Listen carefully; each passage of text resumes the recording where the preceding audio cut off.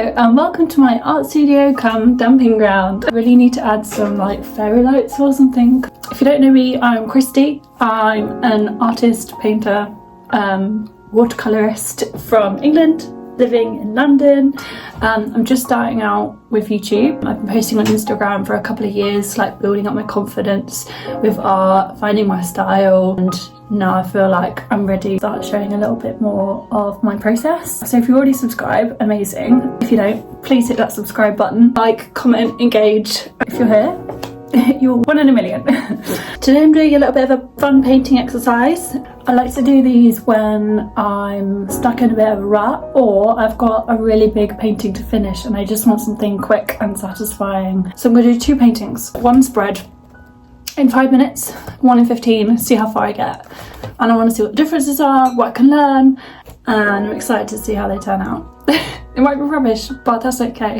The other things I've painted in the sketchbook so far, I started out with some blue tits. Blue tits in my garden all the time and they're so cute. On the second page, I painted these cosmos as well. I also have cosmos in my garden, but not as spectacular as these ones. These ones I photographed at a flower farm in my mum and dad's. And then I did paint some blackberries because they're all around at the moment and kind of what inspired the challenge today.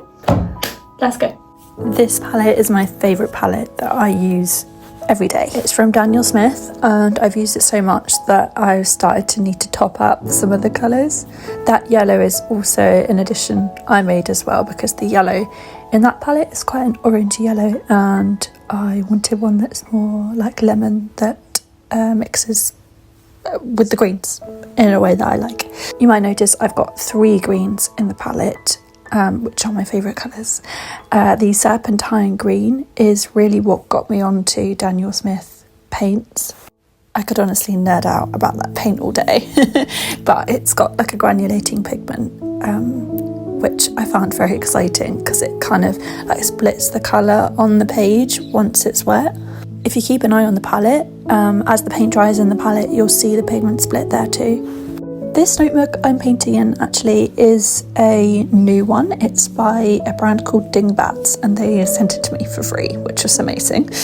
And when I first got it, I thought it wasn't going to be suitable for watercolours because I use quite a lot of water and a fair amount of layering in my work. But actually I found it's quite an interesting challenge because it means I can put less water on the paper and I have to work a little bit more mindfully and I can't like layer over constantly what I've done because it will just ruin the paper. So it's quite good for these like quick style sketches, which is really what sketchbooks should be all about anyway. So it helps the perfectionist in me as it limits the amount of time you can spend on a page.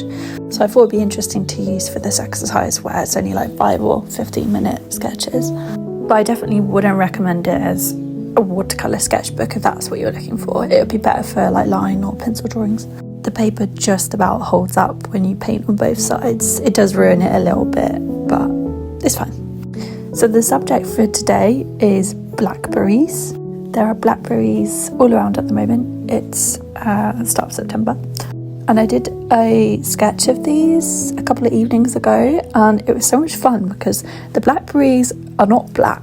They're full of like blues and reflections and purples. And I quite enjoyed experimenting with different colours to get that effect on the page. So I thought it would make quite a fun subject for this challenge. The biggest issue with only having 5 minutes though is, well, obviously the amount you can get down on page, but also like you just don't have the drying time. So you kind of have to work wet on wet, which is a watercolour technique where you're painting wet colour into wet paper essentially. So you don't get like those fine lines and details. So I won't be able to go over the painting and have like a second layer of detail. So it's going to be quite a kind of less detailed painting. So the only way you can kind of get fine marks is to do it first time, or like I'm trying here to see if the paper is dry enough to add extra details, which it seems to be a little bit, but it's not everywhere. Like I couldn't do this on the leaves, which was the main thing I wanted to do.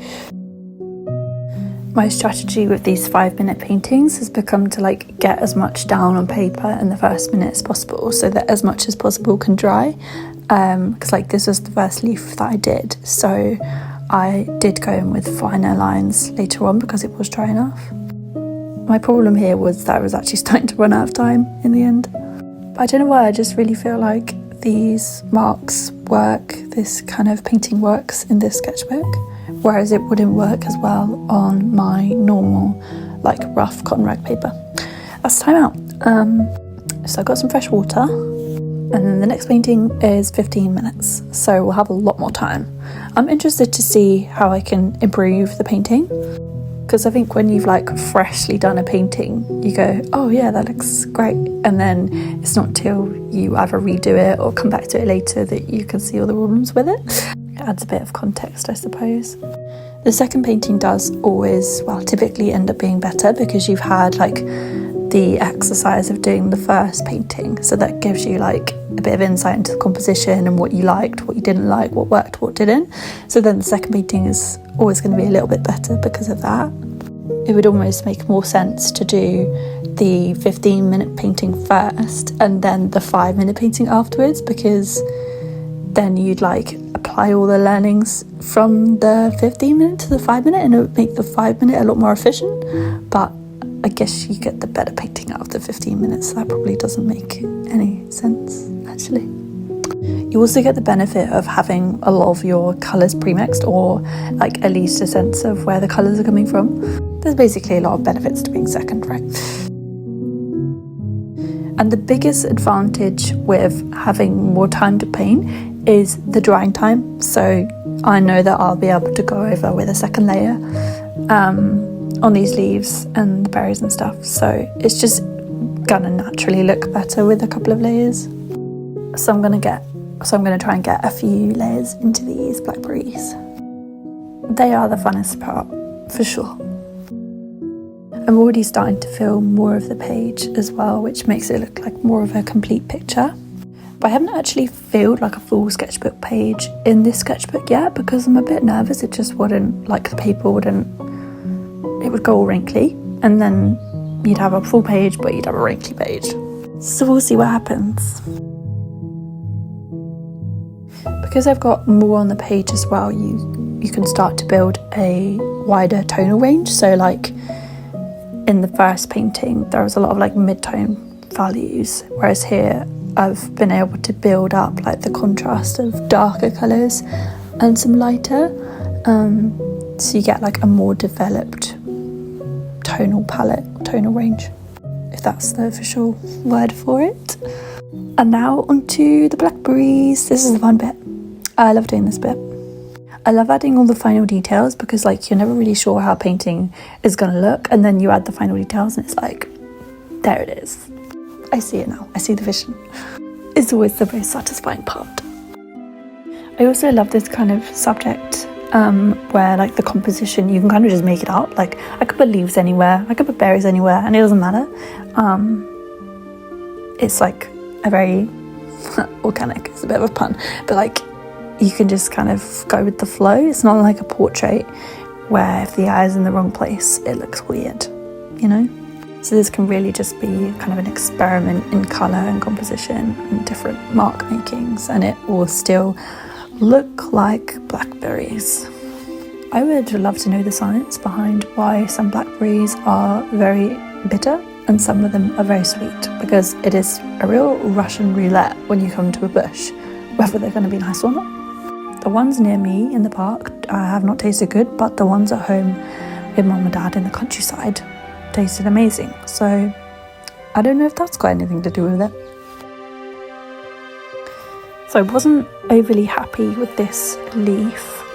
What I tried to do is like pick out, so a lot of the leaves were wet, so they had these amazing like sky cloudy blue reflection colours in them, so they were actually quite like of a light blue, but I haven't really captured that in this painting. That's why some of the leaves, like that leaf there, I painted like this cloudy blue, because I thought I would then go over with like some shadows and create a bit of depth in it, but I don't think that really came across, sadly. You might have noticed I swapped my brushes, so I was working with a bigger brush to get some of these shapes in, and then now I've got this like fine detail brush. So it has such a huge impact on your mark making and the type of like image you create. So if you're experimenting with something like this, definitely play around with different brush sizes and brush shapes, because it makes such a difference to your painting style and the marks you're able to make. Like if you've got a flat square brush, you could not make marks like this, it's just a fact.